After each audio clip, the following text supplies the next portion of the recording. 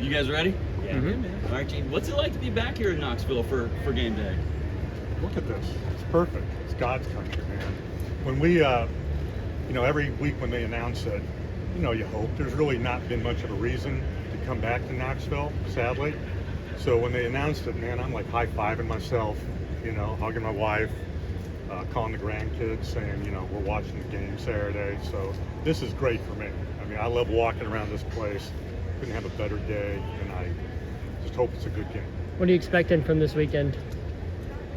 Here for tomorrow? Here and the game. I hope bedlam. I hope craziness. I hope like how it used to be. It sold out in 10 minutes? Is that right? Pretty quickly. That's the old days. That's how it should be.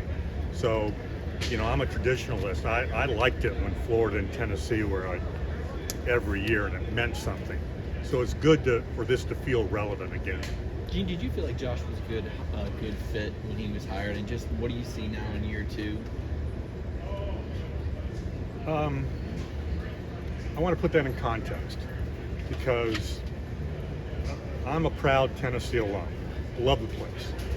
But I have to admit, I did not love the way that some of the Tennessee fans have reacted over the last 10 or so years. And when Josh was hired, I think there was a faction of fans who were disappointed, who rolled their eyes, who, why can't we get somebody better? And it turns out the better guy was right here. He's right here. He's doing a great job. So he was proven. He had done what he had done at UCF, and so I'm happy for him. And he just goes about his business. He's, doesn't play the social media thing. He doesn't have any fancy sayings or anything like that. He's just a worker bee, and I like worker bees. And that's what Tennessee needed. They needed somebody who just get busy, get to work. What do you think? I'm on board. Okay. From your days as a student, do you think is there any game from then that kind of you think would be comparable to tomorrow as far as the atmosphere goes? Well, that was 10,000 years ago, so they were barely wearing helmets back then. So, no, I was here during the era of Johnny Majors, and a lot of ways it goes back to kind of the way Josh is doing it now. Identify the problem and fix it. So that's what I love about what's happening now. A game that matters. Look, I'm the over 50 guy who still thinks Alabama is what matters most. But I think people who are under 50, maybe even under 40, Florida is the nemesis, and rightly so. So it's been a lopsided rivalry, if you can even call it that. But for the first time in a long time, it feels real and important again. Do you think Tennessee can do enough to get over that mental hump, or do you even think there is a mental block there for Tennessee when they play the Gators? Let me ask you something. If every year I came over your house and hit you with a sledgehammer, would you remember that? Probably. Exactly. So I Tennessee can say, hey, Josh Heupel's only been here 2 years. He wasn't part of that. Or the players can say, whatever they want to say. But if you're in Gainesville and you're on that Florida team, and you know that you've beaten them 16 out of the last 17 games, that gives you a confidence. And I would ask you this question. Does Tennessee think it can beat Kentucky? Yeah. Absolutely, based on the history. So I think there is a confidence level there. And yes, until they see the stake in Florida's heart, they're going to have to win it. And then they can start building that confidence again. But 16 out of 17 means something. Big picture question for you, Gene. The NIL obviously has been a game changer for college football. How well positioned is Tennessee with its resources to be one of the programs that takes advantage of something like that?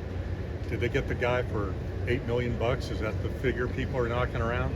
So somebody's positioned well. I don't have that kind of. Reese Davis might have it, or Herbie might, but I don't.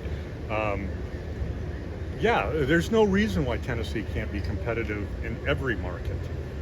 And NIL, no exception. Look at this place. Look at this camp. Look, I'm an alum, but even if I wasn't an alum, I don't know how you can not walk around this campus and go, wow, that's drop dead gorgeous. Or see the history of the place, or the tradition, or the million people that they can shoehorn into Neyland Stadium. There's no reason why Tennessee can't be competitive. So from an NIL standpoint, sure, other other schools of comparable size and history are doing the same thing. So why not Tennessee? Talked about how good Josh Heupel has done. How would you evaluate Danny White's performance as a athletic director so far? Well, I would put it this way: this place needed stability, and stability starts at the very top.